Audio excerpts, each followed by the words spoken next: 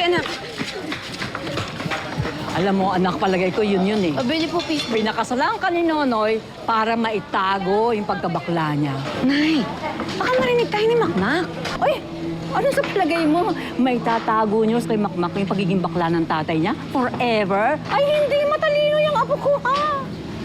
Ayoko lang po kasi magbago yung tingin niya sa tatay niya. Dahil kung ano pa man po yung nangyari, naging mabuting ama si Nonoy kay Makmak.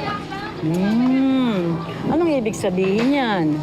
Pangangatawan mo ang pagiging asawa ng isang bakla?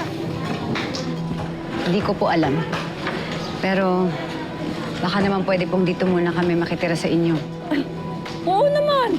Masaya yung. Gusto mo nga forever. Tulad sinabi ko, huwag na kayo umalis dito sa akin. Tara, naku. Ay! Mga kumare, mga marites! May ibabalita ako sa inyo. Itong anak ko si Nadia, dito titira na sa akin. Oh. Para hindi na kayo mag-chismis dyan. Alam niyo na kagad.